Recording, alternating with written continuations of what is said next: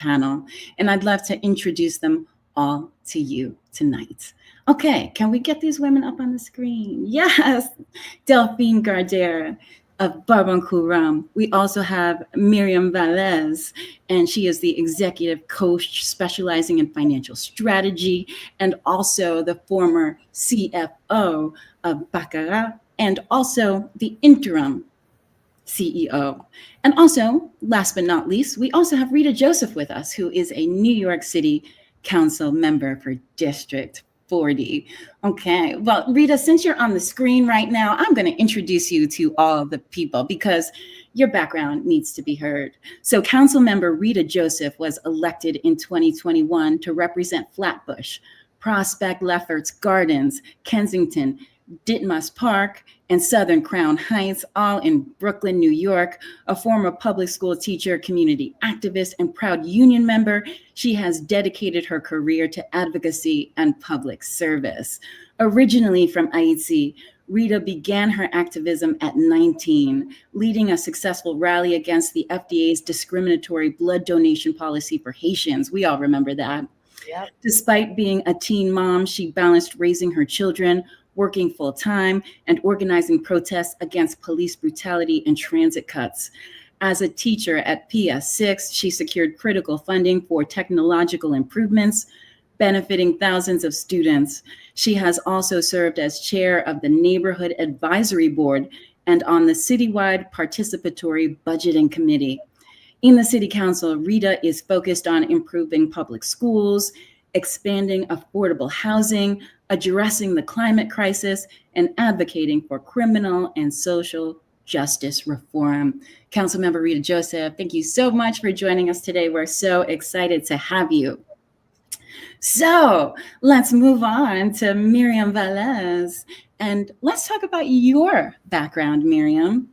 So Miriam Valez is an executive coach specializing in financial strategy, leadership development, and career transitions. With 30 years of experience in finance and executive leadership, she helps professionals navigate complex business challenges with confidence.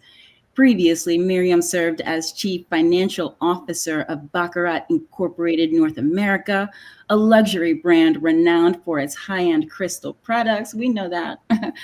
She also held key financial roles at Total SE, LP Music Group, Kirker Enterprises, and Michael Kors, leading strategic initiatives, financial planning, and ERP system upgrades.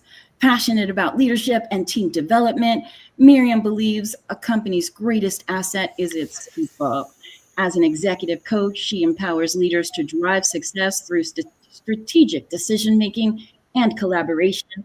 She also serves on the board of governors at SOPAC, South Orange Performing Arts Center, supporting the arts as a vital form of community expression. Miriam Valez, thank you so much for joining our panel today. Thanks for having me. And last but not least, we have Delphine Gardere, who is no stranger to Haitian Women's Alliance panels.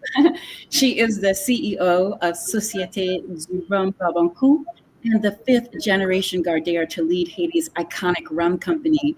Born and raised in Haiti, she witnessed her father, Thierry Gardere, navigate the brand through challenges, inspiring her passion for the family business.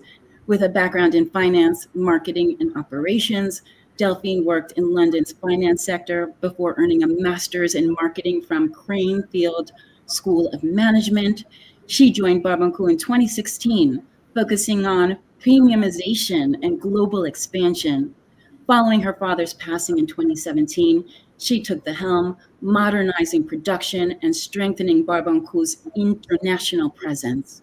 Committed to community impact, Delphine chairs the Barbancourt Foundation, supporting education, sports, and the arts. She also serves as president of the French Haitian Chamber of Commerce and is a board member of WIRSPA and HELP.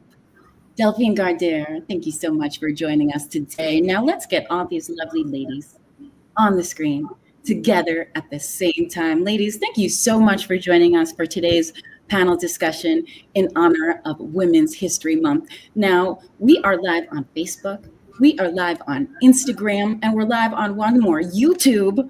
Okay. So we are live on all social media platforms.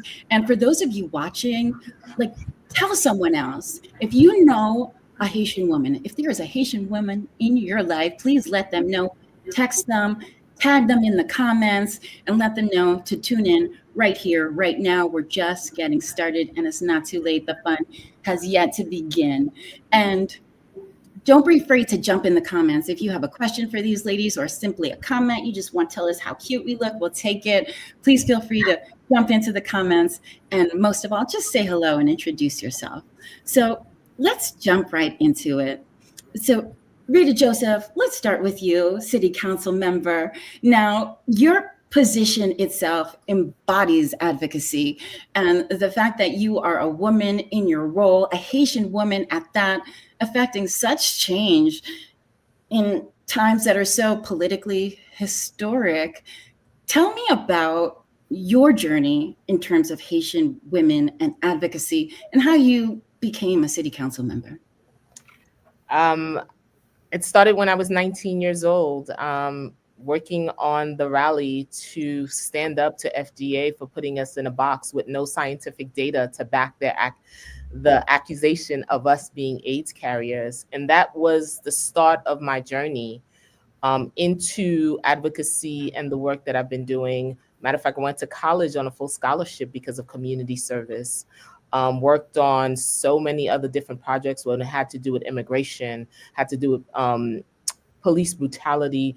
Worked on as a student, and I mentioned that I worked on apartheid during the apartheid time in South Africa. Worked on that. Worked on the committee to welcome Nelson Mandela here to New York as a young person. So I've been around doing this work for a very long time. I thought maybe the diplomatic route was the way that I wanted to bring about change. So I did a little stint at the UN for 5 years, and then I was like, I'm still not there yet. And then one day my cousin called and said, hey, New York City Public Schools is hiring. They're looking for bilingual educators. And I said, hey, let me go for it. I went. First couple of days were not easy because I wasn't used to teaching. But then I fell in love with these kids and the opportunities that I can create in the classrooms. So that's where I was like, oh, I went to this school, but I had this and this school didn't have that. Let me try to advocate for that. Started working with elected officials to make sure that what I had growing up in my public school, this public school had the same thing, whether it's technology, music, the arts, and worked there. I worked in New York City Public Schools for 22 years. And when this seat opened up, I said, I'm going to run and bring about the same changes that I was fighting for in community on the other side, where I can really make impactful policy decisions and bring about change. And I ran for office. Here I am, 11. I had to beat 11 people, so it wasn't an easy journey, but we did it, right? And I had my tribe, I had my team to support me. And coming into this role, I am now the education chair in the New York City Council, I have oversight on the largest school system in the country. I'm the first Haitian American to sit in this seat. And I fight every year for my school budget is about $32 billion to educate New York City kids. But there's a lot to go around, right? So when I came into office, we found policies that were outdated in how we funded schools, worked on that to change how we fund New York City public schools through the Fair Student Funding. That was old under when I was a teacher. Worked on that, working to make sure that we also have culturally responsive education as well. We are launching a Black Studies curriculum to make sure our voices are heard and we're seen in the kind of curriculum that we represent. So there is a part in the new Black Studies that is dedicated to Haiti. There is no Black history without Haitian history, and I say that every single day. And so that's exciting, and making sure that we mentor the next generation of leaders and making sure they have what they need to thrive, right? Coming out of a pandemic, we see our students struggle with mental health, making sure those resources are available for them, mental health resources, community schools that not only support students, but also support families, right? And we saw food insecurities, we saw digital divides. So that's something I work on big time, to make sure that every New York City kids will have access to devices and Wi-Fi. And believe it or not, there's still at least 25% of folks in my district have no access to Wi-Fi. And you would think, hey, this is the richest city on the planet. how could this not happen? So we see the divides in all aspects. When it comes to housing, 10% of our New York City student, which is about 900,000, live in shelters. That's almost 10%. That's 116,000. So I have a lot of work to do in building more homes, making sure they are affordable so New York City students and their families can enter. So that's the work that education is doing, overlapping in everything from the arts. Funding arts program is important in educating the whole child and family. So arts are also very important. And so making investments in those areas is where this is. I take this so serious because the kids are really what is my engine and my drive, my inspiration every day. And when I meet young people and they're like, we want to do this, I want to make sure that we have those things in place. My grandmother who raised me had a fourth grade education, can only sign her name.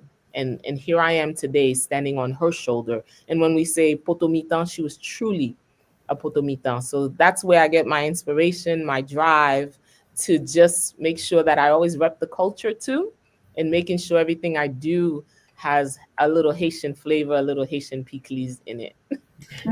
C'est ça net. Thank you, Rita. And like you said, it has not been easy. There was a lot of hard work. You broke barriers, you broke ceilings, much like our friend Delphine Gardere, who, like you, Rita, is the first Haitian woman to hold her role as well. Delphine, tell me about your position, how you came to hold it, and how, as a Haitian woman, you pioneer change and advocacy. So I came back to Haiti. I was 33. My father had just passed, and I had been working abroad. It was tough. I'm not going to lie. The patriarchy did not like a 33-year-old standing her ground.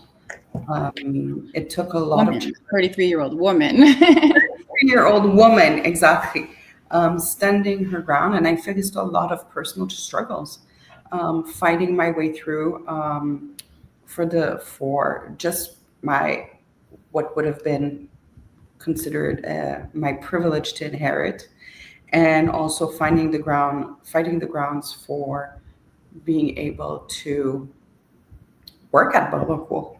And we had a buyout in 2020 where some of our the partners in Barbecue, we disagreed. And even then, once we had settled everything, you had some financial people who were like, we're not going to finance a 33-year-old woman.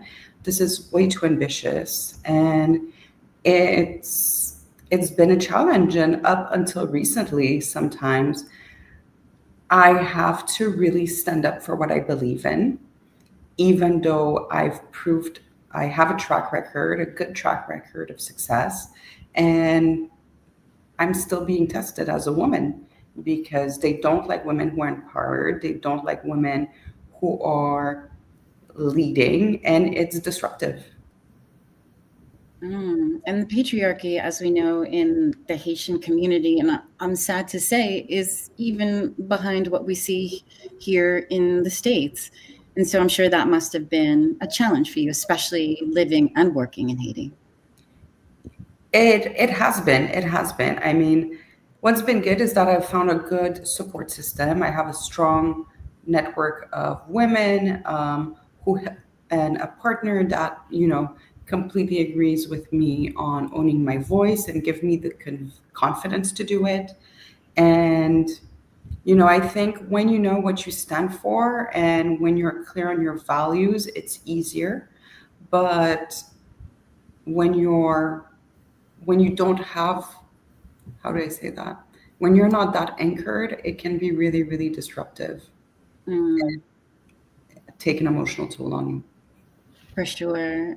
And Miriam, I'm sure it must have been an emotional ride for you because you too are breaking barriers, breaking ceilings. You have been a CEO, a CFO of some of the most iconic brands in America, Baccarat, Michael Kors. And I'm sure as a Haitian woman, that was not easy. And I know that you bring being Haitian and being a woman into everything you do. So tell me about your journey and some of the challenges you faced to get where you are. I mean, it pretty much echoes a lot of what Delphine was saying. A lot of pushback, a lot of pushback. That's why self advocacy first is in primary. And I agree, you need a strong base to help support you because along the way, you may meet people that say they will help you, achieve what you need to achieve, but then they're just riding the coattails to see how much they can get from you and not really, you know, you can't really lean into the support they're trying to offer because it's not genuine. There's advocating for your peers too. And, in my position, having been a people manager, advocating for people at times to your own detriment because your values are so steep and they're so ingrained into you that you want to fight for what's right. Sometimes you're a lone voice. Sometimes you're the only one fighting for people. At times it could be the person you're fighting for that could be the one that is against you because they don't want to rock the boat. And sometimes I've taken salary cuts to help people. And and primarily make sure that you're doing it to fulfill the person that you are. Everything I do, my goal has always been to respect the person that I look at in the mirror every day. And as long as I wake up and I look at that person, I respect her, I'm good. And I have a daughter that I'm raising. And I'm my child's, daughter. I'm my father's daughter. I meant to say, and I'm my grandmother's daughter. And these people, like my grandmother was young in the 40s, that during the Magloire, during the Duvalier era, my father was at Lycée Toussaint. Back in those days, all these youngsters were fighting the regime. My father came here. He tried to institute a union at the company he was working for. They called immigration on him. So all these stories have always been in my household. I never knew that, I was the type of person that would want to advocate for people because, your parents, you have a life, you're living, you don't worry about anything until you thrust into corporate America. That's a monster in and of itself because you're a black woman, you're a foreign black woman. I speak with an accent. Not It's not always discernible to everyone, but I speak with an accent and I own who I am.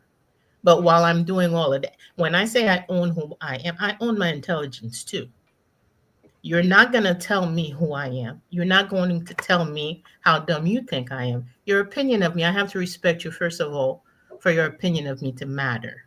That's why, again, self advocacy is primary. And sometimes when you're advocating for self, that means you might end up losing quite a few battles along the way. But the reward is so, so amazing.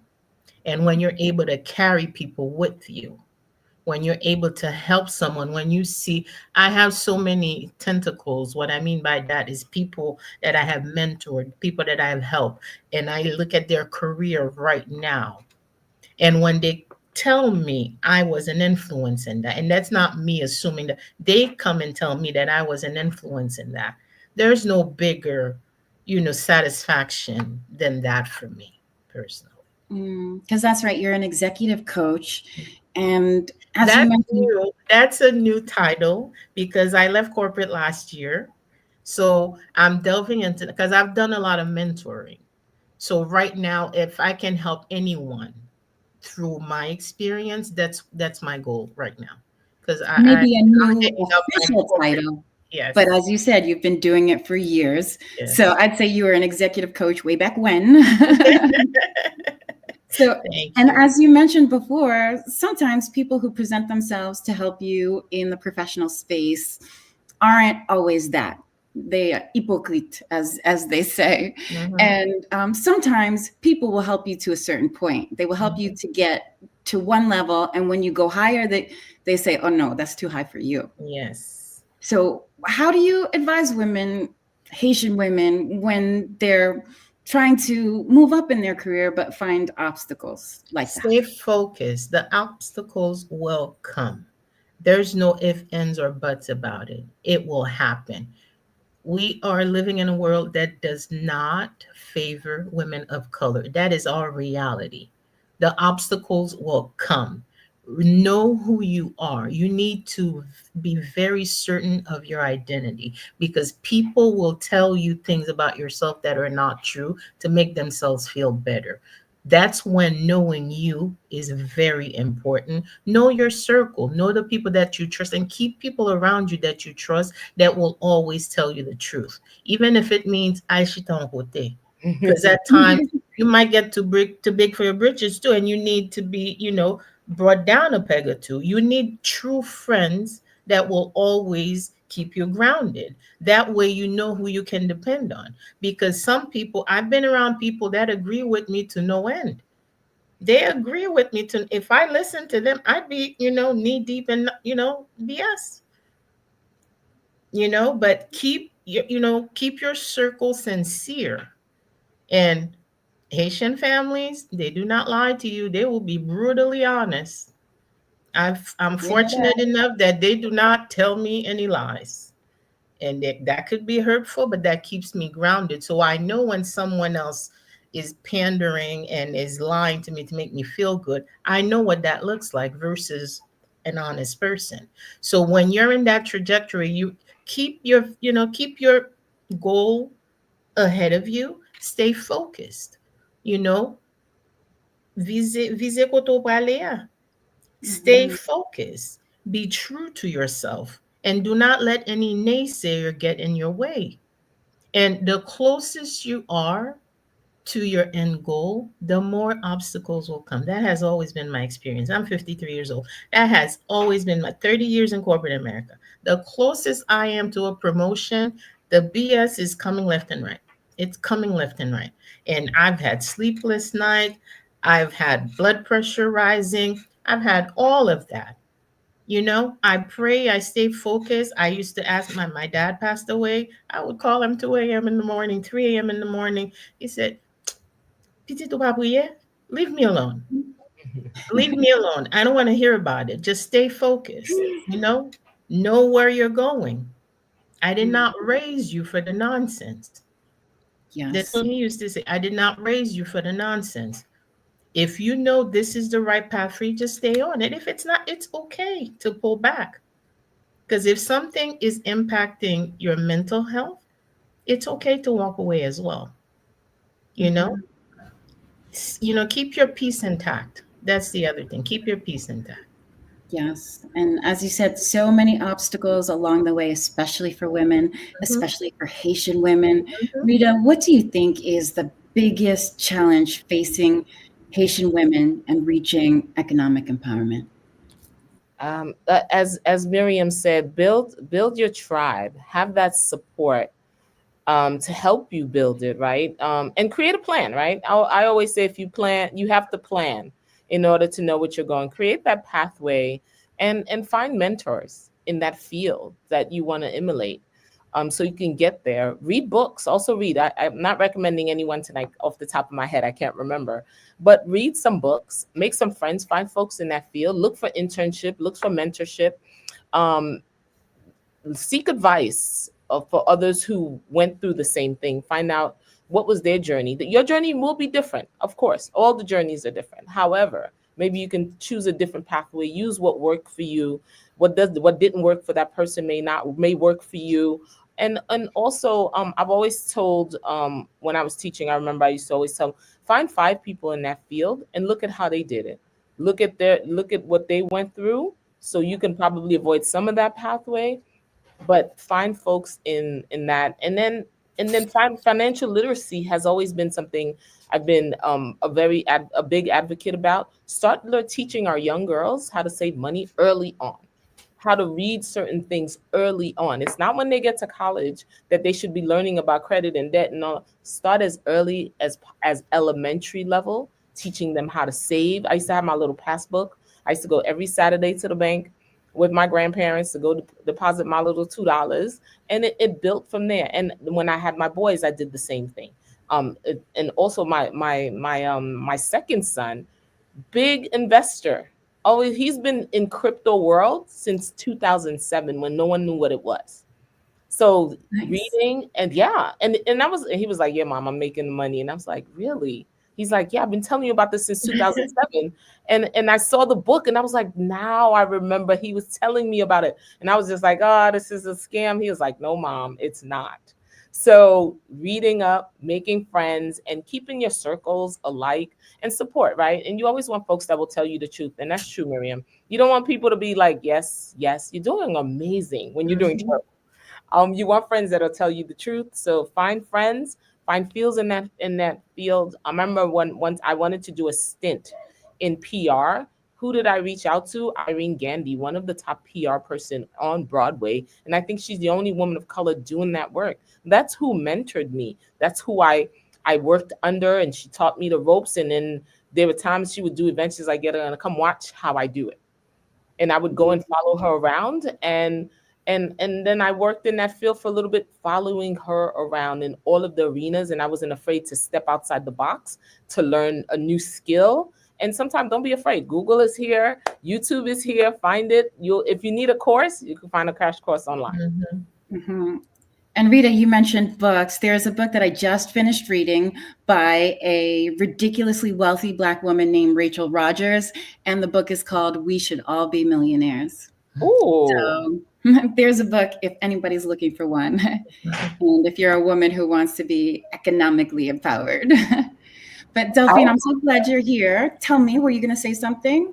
No, I was thinking actually there's a TED Talk by Carla Harris, which where she describes her 8 pearls of wisdom. I found that out, I think last week, and it was really, really powerful. And I think a lot of young women should be encouraged to look at it. It really talks about authenticity, building trust, mentoring, diversity, being inclusive, using your voice. I think it's a really, really good TED Talk, and it's really a powerful one. Mm. And, I was just going to ask you, you're in Haiti. So tell me about Haitian women there and how they're doing professionally and what role they play in economic empowerment and how it can get better. So it's a tricky one because, well, Haitian women are the potomitan of the household, but often they are doing work which is more in the informal sector and not necessarily in more formal jobs, because often single moms and single moms and they're not necessarily given the ability to go to a bank and ask for a loan to start their business. And I think there's a lot of education that can be done in that way to help them access the more formal sector and become more successful. But you have a lot of brilliant women who, if they just had the right mentor, the right network, could do amazingly well. And that's for sure. And the right network and the right mentor sometimes can be very hard to come by. Now, Miriam, I know this is an area that you now specialize in. And I know that you do it probably at a very high level for people who are already professionals. But what about that Haitian woman who just got here, who barely has papers, who doesn't speak English that well, who has minimal education? What do you tell her? How does she get in the loop and be mentored and advance with us? First, they can ESL class. You need to, first you need to learn English. Unfortunately, there's more ways to navigate the U.S. systems if you speak Spanish than it is if you Haitian person, For right? sure. So first learn how to speak English. And then there are so many services. That's another thing I want to tap into. I want more knowledge because now that that I've hung up my corporate, I just want to help in any way I can. Me and, a friend of mine, Pat, Pat Beauvais and I talk all the time. I want to help as much as I can. So I want to learn what is out there to help people from a political standpoint, from a services standpoint. Because outside of learning English, you need to know how to navigate. You need to, there are classes at night that are offered. There are, CNA classes. They're depending on what, find out what you want to, work in, then figure out how to navigate that. So first thing, learn English. Take some courses. Every high school is offering nighttime courses, is offering GED courses. That I know for a fact because I helped a few. So every high school in your area is offering some kind of English courses. So enroll in something, figure that out, and build a circle around you, because chances are you're not the only one navigating, being new to America. So when you're doing it in a group, it's easier because you can bounce ideas off each other and help each other that way. And then knock any door, because this is the land of immigrants. Everyone started at some point. Everyone knows someone that knows a story of how to figure it out. So knock on a door, you will meet someone. I Mhm. was born here. I was raised in Haiti. I lived in Haiti for 13 years. So I started my schooling here when I was 16. Most of my primary schooling was done in Haiti. So when I tell people I was born here and I have this accent, I was navigating the system here too. I didn't learn it because I was born here. So I don't know. So there is a lot that I know that I had to learn when I was 16. Then a lot of other people that were 16, we were navigating. We were meeting in the library. We were talking to people. We were making friends. And everyone, you chances are you'll meet someone that's in the same boat that you are, Mhm. but first learn English. Yeah, that's step number one for sure. And these days everyone is talking about side hustles. It's side Hmm. hustle season. That Oh, in big addition to economy. your 9 to 5, you got to have a 5 to 9. Now, Hmm. is that something that you advocate for the people that you mentor as well? Is I do. to build I your own? do. I do. Because again, corporate is tricky. As a woman navigating corporate, it is tricky. And you need, can I be completely honest and not offend anyone? Please do. Everyone I've always, you need fuck you money. Because when that boss comes at you sideways, chances are you might have to walk, because the nonsense is serious. If you have fuck you money, you can, you can walk away, preserve your dignity, because at times you will be questioning, should you do the right thing or should you do what they want you to do and hate yourself? Mm, Because it is tricky out there. Yes, I believe in the gig economy. I believe in the side hustle, for because sure. that side hustle helps you with the FU money. And people tuning in, they're gonna be like, "Apayab joué. Oh my god." I did ask. You did ask for permission, yes. You're also a very thoughtful Haitian woman at that. Thank you for that. So Rita, tell us, how can we strengthen the role of Haitian women in global conversations, not just in Brooklyn or New York or in Haiti, but everywhere? We're doing it right now, engaging the folks that are watching us on the platform. Delphine is part of that international voice. Make sure we're not afraid, right? Our generation was afraid to talk, was afraid to sell themselves. No, build network, have access, and talk to folks on a global scale in terms of. And one of the things we want to also promote is civic engagement. Get engaged in your communities as well to raise your voices across the platform, right? Depending on whatever it is that you want to talk about, whether it's a global issue or local issue. Find one issue that you're passionate about and fight for that issue on a global scale. I'm sure, for example, I was very involved in reforestation, but the plan was to reforest Haiti, because at one point we are at 2% of the world's forests. We only have 2%. Trees are very important, and when we talk about climate justice, when we talk about hurricane season and all of those things, my goal was to replant. Well, the project was called Replant Haiti, to plant trees in Haiti with the late great one Taiwan Gari. She won a Nobel Peace Prize for replanting Kenya. So that's who I was in conversation with to bring that project to Haiti. Unfortunately, she passed away, and unfortunately, the person I was leading that conversation with, the great Jean Pierre, also passed away recently. They just had his funeral on last weekend, and so those are the conversations I was talking about. And also, I'm big on making sure that girls are educated. And prime example, I gave the example of my grandmother who only had a fourth grade education that can only sign her name. So that's to show you again the disparities in educating girls. And we know when we educate young girls, we educate communities, because you give them one thing, they take it and they spread it, right? So that's why even in policies, depending on who's at the table, for example, in the council, for the first time in the history of in New York City, we are 31 women out of a body of 51. So you can imagine the policies we advocate for are so different when it comes to maternal health. Anyone knows in Brooklyn, New York, in New York City, Black women tend to die 6 times more going to give birth in a hospital when it's a joyous time for everyone else. Black women usually walk in, they don't not walk out. So those are the policies we're playing: housing, workforce development, women. The speaker, we also have our first Black speaker.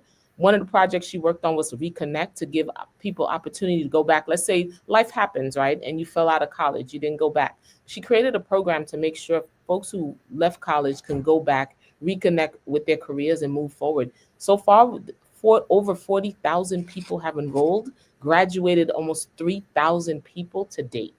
So it's always who's at the table too, making policies for us. So that's why it was so important for us to make policies for ourselves versus people making policies for us, but not with us. So that's where we can go on a global scale, being at the table, making decisions, having our voices heard in rooms where normally we're not in. And I'm sure Miriam can attest to that, and that Delphine can attest to that. There are times she walks into the room, she's the only one there advocating for a seat at the table. And what do?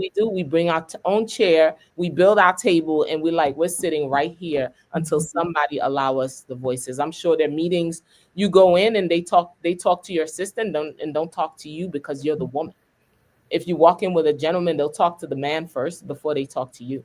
So we've seen that. So that's why it's so important for women to be at the table more than ever in decision-making rooms, in corporate, in boards, and running companies that normally were run by men. And now here I am as a young person stepping into the mind you,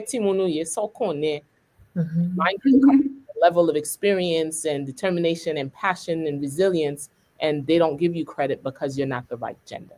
So fighting ladies, we got this. Build the network, build and have access, and find mentors. Again, it's very important to have mentors in these roles. Yes. And speaking of seats at the table, Delphine, in Haiti, we know that there are a few women who are civically engaged and who hold legislative and political positions. In your opinion, where are we? Is there hope? Is there advancement? How can we get more women involved in civic engagement in Haiti? The issue is that a lot of women are afraid, and they're very afraid because they're not being taught to have a vision and um, to own up to what they think is right. The number of times I've gone and actually publicly given my opinion, because I feel that as a business leader, as a woman in my community, and also as a mother, I have to sometimes stand up and say things that are uncomfortable and that people may not want to hear. And I'll have friends that will tell me, like, you can't say these things, you can't say this publicly. But if I'm not doing it, then who's going to do it? And as a business leader, I'm not a political person, but it's still important to me that I stand for something, especially in times of chaos like this. I've worked a lot on, you know, yeah, trying to stay the course with my values. And in Haiti, it's not often easy. I think today the pathway for successful women, for women to be successful, is really through education and knowledge, and also obviously the networking. Um, I'm trying as much as I can within my community to do it, but sometimes they're afraid. They're afraid to, put themselves out there and have a voice. Let's put it that way. Mm. Afraid of repercussions. And I think it's also because we're a nation of traumatized people. You know, you've had Tonton Marcos, you've had Papa Doc, then now today you have gangs that are taking over and being, um, you know, doing things that are horrendous to women that I can't even talk about. So how can you be a voice when you have so much fear? It's, you know, fight or flight. And sometimes you have to choose to fight, but not everyone is made to, you know, have that resilience and be able to speak up and do what's right. And I can hear that frustration in your voice, and I'm sure at times it can seem like a hopeless situation because Rita mentioned some of the very sad statistics in the States when it comes to women and the healthcare system. And I'm sure in Haiti it's much worse, and it's not even tracked probably. Yes, it's not tracked properly, but one of the key things that women that's very prevalent here is eclampsia, and there's no awareness about eclampsia. But if it's diagnosed properly, you know, it can be treated. But they also don't believe in medicine, and that also goes down back to education, educating people so that they have a voice, so that they know how to take care of themselves and their families as well, because at the end of the day they are the putomitas of the household here. Hmm. Now, Miriam, I know that you're involved with coaching and mentoring women. So, where do you see us in the future? I'm sure you have your finger on the pulse of women professionals of color. And More is there something to brag empowered. about? Tell us something good. More empowered. One thing, like to echo what both Rita and Delphine have said, is s- not just fear. Some women are very patriarchal. Mhm, Mhm. At mhm, times, I've had more pushback in certain situations from women than men, mhm, which to me have has always boggled my mind. Some women are so patriarchal, they will give you more pushback. So I'm hoping these are educated, but there are different types of education, right? So it's not just book education. So I'm hoping to exposure to other, willingness to learn from others, exposure, being more open minded, exposure to other cultures, that will open up, women's, mindset, make them more receptive to women in leadership. Look at the last US election. The amount of women that voted against another woman is staggering. mhm. Not in the black community, but like women pretty much voted against their interests, because they didn't think a woman should be leading, you know. It's crazy. And so some of these people have formal education. So there's, lack of exposure or open-mindedness. Down the line, I want people to be more open to other people's experiences because that also plays in a big factor. Mhm. And, you know, us banding together to make us seen because we can't be seen if until we band together. And as long as there's resistance, how can we band together and advocate for each other? Mm, So Yeah, down the line, I would love to see more unity, more open-mindedness. definitely. I like And that. and Rita, I know you were talking about your advocacy from the time you were a kid practically up until the present moment. And now you have such a big stage to enact that advocacy. But this has been your whole life. And it begs the question, "Ou pas fatigué, petite?" Yeah, I'm fatigued.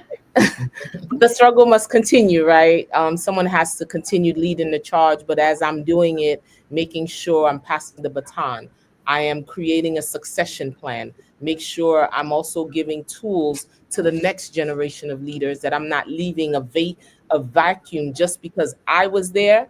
I'm already thinking about who's going to sit in my seat, who will continue the work that I'm doing if I leave the pathway the trail behind. I'm not going to cover it up so they can't find it. I'm going to leave it there so they can see it and they can continue to build off of what I've created in my space here. That's why I talk to young people all the time when I visit schools. Is about what should I be doing differently. Even my hearings are structured in a way where I focus on the next generation of leaders. I'm like, as I'm creating a school budget for the system, what would you like to see in it versus what would I put in it?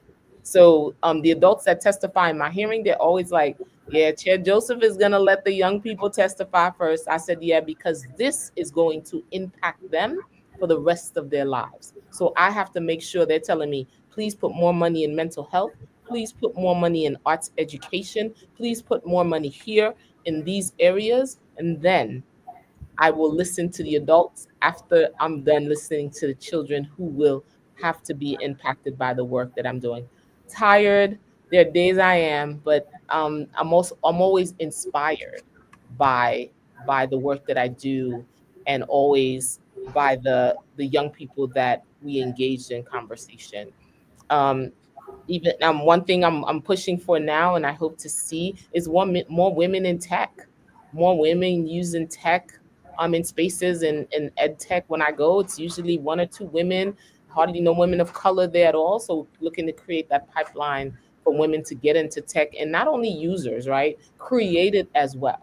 Right, the AI market is booming. How can our young people and women in general use that space to build that income, that extra income that you talk about? How can we use that to increase our portfolios and put our hands into other places? But Miriam said it well. We must unite in order for us as women to come together as one, in order for us to advocate for each other and for other women who may not have the voices that we have.